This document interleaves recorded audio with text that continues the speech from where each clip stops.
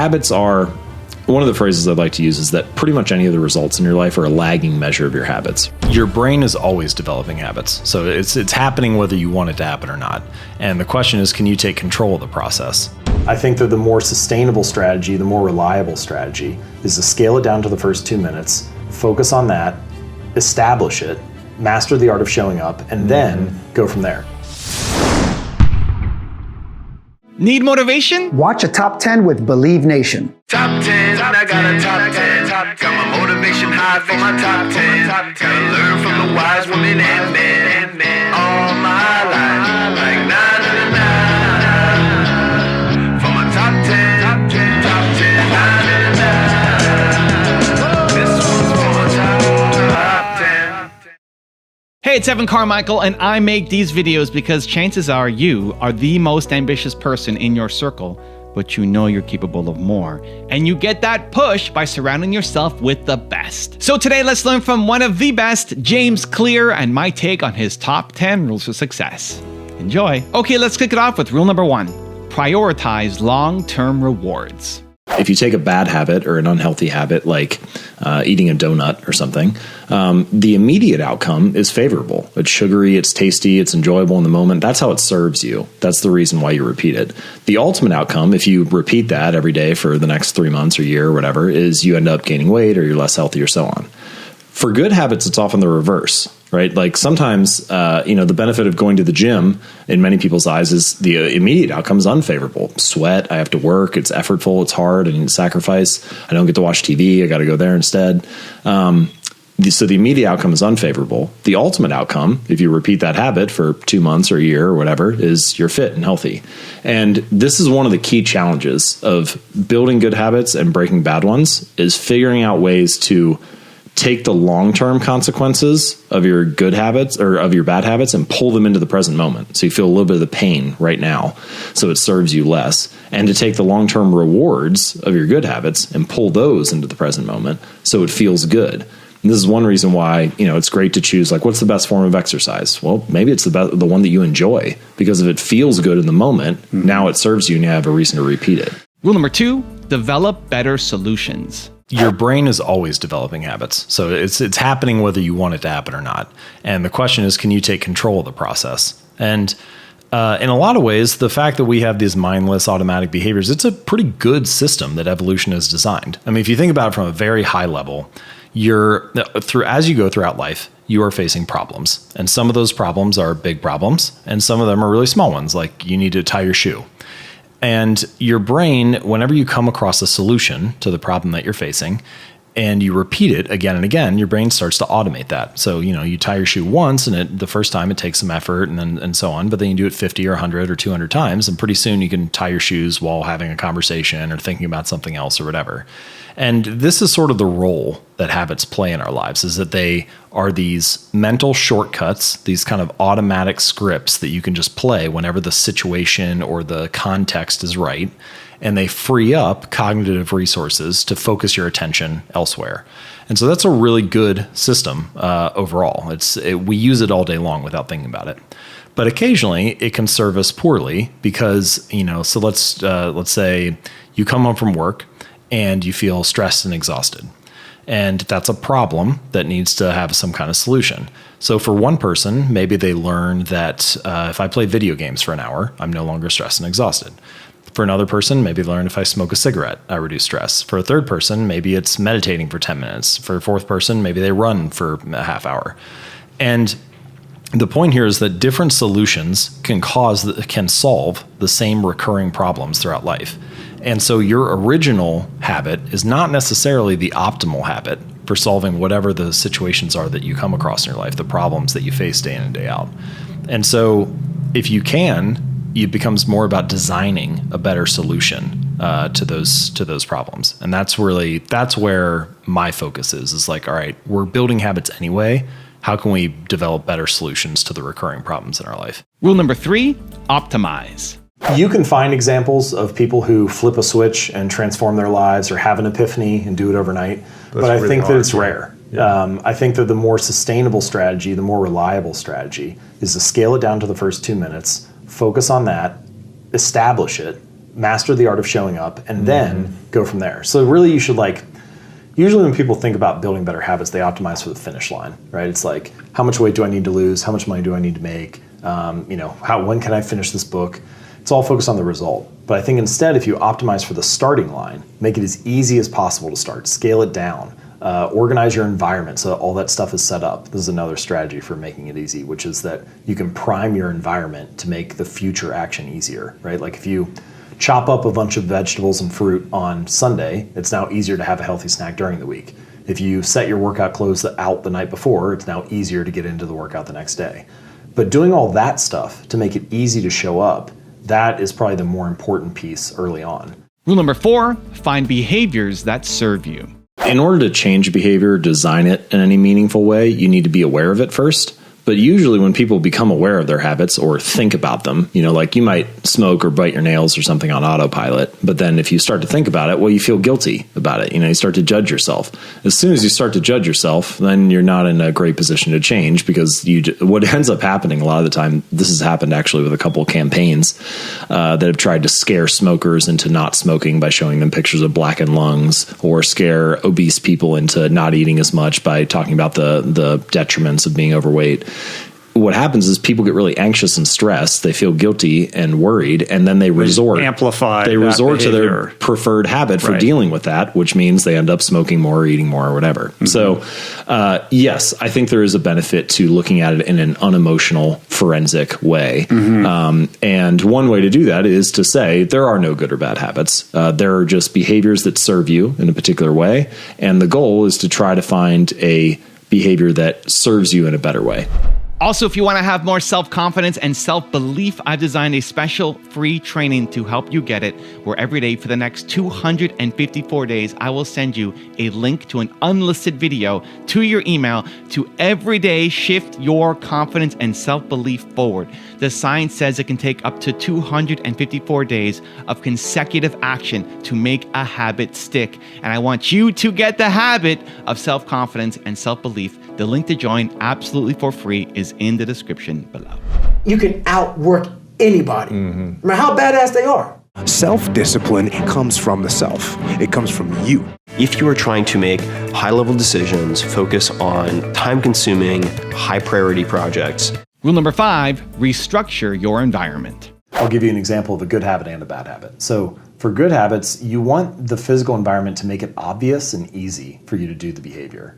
So like have a pull-up bar in your room. Exactly. If you're trying to do 100 pull-ups a day. Right. Like have it hanging over your door. As opposed to even if you had one, but it was in the closet. Because you just half the time you wouldn't remember to take it out. Or it's at the gym upstairs or down the street. No. I have a friend who he wanted to practice guitar more, and so he left his guitar in the middle of his living room, and that just so he'd walk past it 100 times a day. Pick it up and becomes much easier, right? Bad habits are the same way. But in reverse, instead of making it obvious, you want to make it invisible. Take which is just talking about video games. A lot of people feel like they spend too much time watching TV or playing video games or watching a screen. But if you walk into pretty much any living room, where do all the couches and chairs face? They all face the television. So it's like, what is that room designed to get you to do? Turn it on. Yeah. So you can restructure that environment to make it less likely that you'll fall into that habit. And there are a variety of things you could do. You could take the remote control and put it inside like a drawer so you don't see it. You could put the television behind a wall unit or a cabinet so that it's less visible.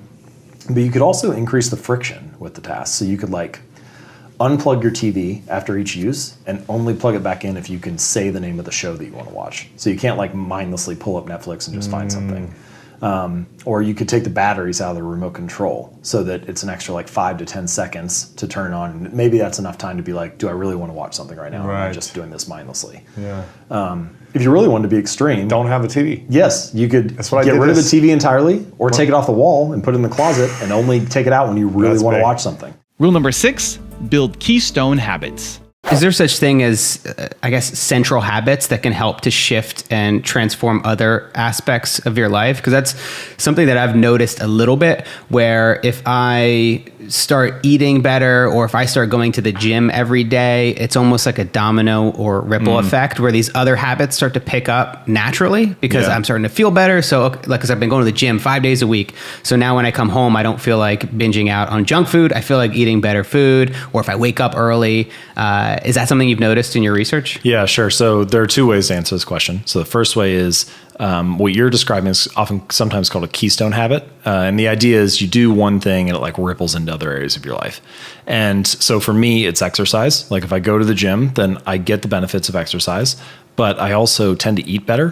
For some reason, I just don't want to waste it. I also focus more. So I have sort of that like post-workout high after I work out. And then I sleep better because I'm tired from the workout, which means I wake up the next morning and I have better energy. And at no point was I trying to build better sleep habits or energy habits or focus habits or nutrition habits, but all that kind of just came as a side effect of doing this one thing of going to the gym. Some other common keystone habits are budgeting. Sometimes people say when they pay off debt, they'll like start to get in shape, or they they're more social and have better relationships, or like there's all kinds of things that kind of come out of that. Going for a daily walk is a really big one. It's a very common one among creators in particular. There's a book called Daily Rituals by Mason Curie. And he basically just writes down like what, I don't know, it's 100 or 150 famous like creators and scientists and whatever, what their daily routines were. And a lot of them were raging alcoholics and on amphetamines and all kinds of other stuff. But the ones who were more healthy, a daily habit like walking was a really big part of their routine. Visualization is a big one, especially for performers like a comedian or something. They'll often visualize the same kind of result, or professional athletes before they step out on the stage or step out on the court. Rule number 7, avoid the all or nothing mentality. This is a real pitfall for a lot of people with habits, is they have this like all or nothing mentality. They'll like start this diet and then they go binge eat with their friends for, like happy hour or something. And then they're like, oh, well, I blew the diet, guess I shouldn't even bother, right? And I think that this is a mantra that I like to keep in mind with habits. The truth is every habit streak is going to end at some point. Like when I launched my site, I wrote a new article every Monday and Thursday for 3 years. But then I signed this book deal and I needed to change that. And so that streak ended. And you've probably had a variety of times this year where you've done meditation for 5 days in a row or 7 days in a row or 12 days in a row. But then at some point that streak broke. And the key is never miss twice. Like if you can get back on track quickly, then that's a huge win. I've seen this in a lot of areas now as I've started to study people who are like top performers, whether it's sports or business, but it's not that they don't make mistakes. People at the top levels, they make mistakes too, but they just get back on track more quickly. So it's almost never the first mistake that ruins you. It's like the spiral of repeated mistakes that follows. I think in the book, I have a line, something like, missing once is a mistake, missing twice is the start of a new habit. And what you don't want is to start that new habit. You want to never miss twice and just get back on track as quickly as possible. And if you can keep that in mind, it can end up being pretty powerful for consistency. It's like, even if you only did that, if you never missed twice, if you did it and then missed and they're like, well, I'm not going to miss twice. You did it again and then you missed, and then you do it at least 50% of the time. So anyway, yeah, I think that says something about your mentality that you keep coming back to it, even though every now and then it doesn't work out. Rule number 8, reward your progress. Every behavior is followed by some kind of outcome. This is just basic cause and effect. And if the immediate outcome is favorable, is enjoyable, you have a reason to repeat it in the future. It's kind of like donuts. Yeah, exactly. Right. Repeating. It's like that example. If you feel good, if you feel satisfied right after you do something, then it's like this positive emotional signal, and it's like, yeah, I should do this again. Yeah. So you can see this, actually, business is a really interesting example with this. There are a lot of products, and some of the most successful products have some type of immediate satisfaction that is layered into them. So toothpaste is a very common example. There's no reason a toothpaste needs to taste like mint, but it does, because the minty flavor and the refreshingness of it, it gives your mouth this clean feel. Mm-hmm. It's more satisfying, so you have a reason to do it again in the future. I heard an interesting one recently about car manufacturers, that some of them are adding a fake guttural roar to the car or the truck when you press the accelerator, because it just adds to the actual natural sound of the engine, so it makes it more satisfying to step on the gas and to drive the car. So there are a variety of examples like this, but if you can add, the key is it needs to be immediate. Right. So like this is in the book, I refer to this as the cardinal rule of behavior change, which is behaviors that are immediately rewarded get repeated. Behaviors that are immediately punished get avoided. And it's really about the speed of how quickly you feel successful. If it feels good, you have a reason to do it again. Is that why video games do so well? Video games are masters at this. They're masters at it. So they're masters actually at a variety of aspects related to habit formation. So one is they're really good at this immediate satisfaction. There are all kinds of things. You're actually constantly getting feedback in a video game. Even if you're just running, you hear the pitter patter of the steps. That's gratifying. Feedback. The jingles of like picking up another power up or seeing a kill or something like that. Whatever the game is, you're always getting constant feedback. Sound, things that are on screen, they're really good at dripping that out. Watching the score increase in the top corner, that is immediate feedback. So they have all these different ways of making you feel satisfied. And when you see that progress, you have a reason to continue in the future. This is one of the most effective forms of immediate satisfaction is progress. As soon as you feel progress, you have a reason to continue. It feels really good to see that you're making headway. Rule number 9, understand the importance of habits. My publisher told me there's something to the effect of like, we write the books we need ourselves. And that's, it's funny because, when I write about habits, a lot of people assume that I have my habits so dialed in because I'm the guy writing about it. But I'm writing about it to learn about it. I'm writing about it to try to improve. I consider my readers and myself to be peers, right? We're all just kind of experimenting and operating and working on stuff. And, the only difference is I just share the lessons when I learn them. I definitely had an internal desire for that. And then there have been a variety of areas in my life where I've had to implement that. Athletics, photography, writing, and building a business, of course. And all of those have been kind of like test labs for me to put the ideas into practice. Right, but why zero in on this? On habits? Yeah. Well, I think that a little bit of it comes back to what you just mentioned a few minutes ago about how important habits are. I didn't know this at first. So I was a baseball player for many years. And as any athlete can tell you, there are all kinds of habits that you have at practice, rituals, things like that. And I was benefiting from that. My strength coach would tell me to do something, or my coaches would hold me accountable to certain habits. And that would help pull the rest of my life in line. Mm-hmm. I always did better in school when I had sports as well. It would like give me something to anchor my day around. And so I knew that it was working, but I didn't have a language for it. And so it was only until maybe 5 years after my career ended and I finished graduate school and I started like looking into this stuff a little bit more that I started to come across the science of habit formation and behavior change and developed a language for it and started to write about it. So I kind of implicitly knew it was important, but didn't discover that the actual way to write about it until later. Now, the second thing here, though, is that as I dug into the topic more, I started to like unearth these layers and realize, wow, this is actually even more important than I thought. And this comes back to the point that you made a few minutes ago, which is that habits are, one of the phrases I'd like to use is that pretty much any of the results in your life are a lagging measure of your habits, right? So your weight is a lagging measure of your eating habits. Your bank account is a lagging measure of your financial habits. Your clutter is a lagging measure of your cleaning habits. Like the outcomes are just the manifestation of the behaviors that preceded them. Right. So you kind of get what you repeat in that way. Well, that makes sense. People understand that that's important. So that's one reason why habits are crucial. But there's another thing that habits do that is even more central, even more important. And that is that your habits are the way that you embody a particular identity. So every morning that you make your bed, you embody the habits you embody the identity of an organized person, someone who's clean. Every time you go to the gym, you embody the identity of someone who is fit. Every time you sit down to write a sentence or a page, you embody the identity of someone who's a writer. And so in that sense, habits are like every action you take is kind of like a vote for the type of person that you believe that you are. And as you take these actions, you build up evidence of a particular identity. And pretty soon your beliefs have something to like root themselves in. It's like, man, I've showed up at the gym for 4 days a week for the last 3 months. I guess like I'm the type of person who doesn't miss workouts. And that I think is the true reason why habits are so important. Once I realized how beliefs and behaviors are connected, that it's like this two-way street, then I've started to think, all right, maybe this is really something. Not only does it deliver those external results, the clean room or the, bigger bank account, but also the internal results of shaping your sense of self-image and what you believe. And rule number 10, the last one before a very special bonus clip, is make better choices. Basically, there are these little moments throughout the day. Well, depending on what research study you look at, habits account for 40 to 50% of our daily behaviors. And this is all the stuff that you're just doing without even thinking, tying your shoes or unplugging the toaster after each time you use it or whatever.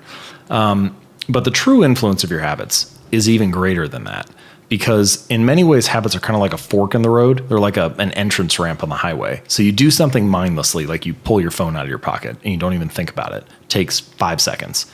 But after you do that, it shapes the next 20 minutes of conscious attention and choices that you're making. So maybe you browse social media, or you respond to email, or you play a video game. But whatever choice you're making, it was already the context was already shaped by that mindless habit of pulling your phone out. And so I would refer to that as like a decisive moment. They're these little automatic actions that you do them, and then after 30 seconds, they've already shaped the next 20 minutes or the next chunk of time that's going to come. Now I've got a very special bonus clip that I think you're going to enjoy. But before that, it's time for the question of the day. I want to know, what was your single biggest takeaway from this video and your plan of action for the next week? When you get motivated, inspired, you have a 35% chance of following through. But when you get motivated, inspired, and you create a plan of action, you have a over 90% chance of following through. And when you share it with other people, it jumps to 95% chance. Your likelihood of following through. And so I want that to be you from this video. We don't just watch videos here, Believe Nation. We do something. We take action. So I want to know your single biggest takeaway from this video and your plan of action for the next week. Leave it down in the comments below, because I want to celebrate you. I want to share a little story about the ship of Theseus, which is this ancient Greek parable story about this ship that goes into Athens, Greece, and parks in the dock. And as it's there, it's used year after year. Some of the boards start to wear away. Some of them start to go bad. And so whenever one board is bad, they take the board out and change it and put a new one in. And this process continues for 25 or 30 years until every board that is on the ship has been changed out for a new one. And philosophers for centuries have asked, is this the same boat? Is this the same thing that was there before? Is both entirely the same and entirely new? And I would say that your habits can be the same way. We often fear that in order to achieve something new, to become someone new, we have to abandon everything that we are. But in fact, that's not how it works. Change can happen plank by plank, board by board, habit by habit. And gradually, you can become someone new. With consistency and repetition, you can actually change not only your results, but actually your identity. And the reason that this is true is because the more evidence that we have for a belief, the more likely we are to believe it. So if you go to church every Sunday for 20 years, you believe that you are religious. If you study Spanish every Thursday night for 20 minutes, you believe that you are studious. The actions that you take provide evidence for who you are. And it's not that habits matter more necessarily on an individual basis. Each moment in life matters. But what ends up happening is that over the broad span of time, things that you do once or twice fade away, and things that you do time after time, day after day, week after week, accumulate the bulk of the evidence for what you believe about yourself. And so every action that you take is actually a vote for the type of person that you want to become. If you want to become someone new, then you can take a new action and begin to accumulate evidence for that identity, for that belief about yourself. And that the more votes that you cast, the more likely you are to win the election. You don't need to be unanimous. You don't have to be perfect all the time. You just need to have the body of work, right? So true change is actually not behavior change. It's not results change. It's not process change. It's identity change. The goal is not to read a book, it's to become a reader. The goal is not to write a book or write an article, it's to become a writer. The goal is not to run a marathon, it's to become a runner, to become a type of person, to develop an identity. And the way to being something or becoming someone is through doing something. So every time you sit down to write, every time you practice that habit, you are being a writer. Every time you play a sport, you're being an athlete. Every time you practice painting or music or whatever, you are being an artist. Your identity emerges out of the habits that you have.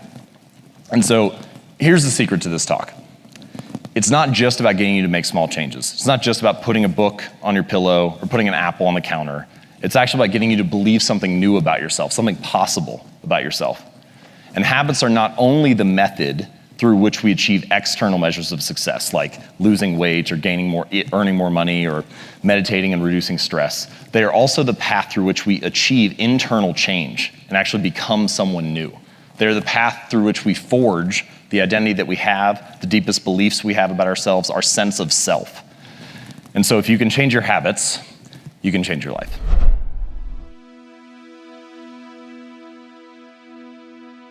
If you want 10 more amazing rules from James Clear, check out the video right there next to me. I think you'll enjoy it.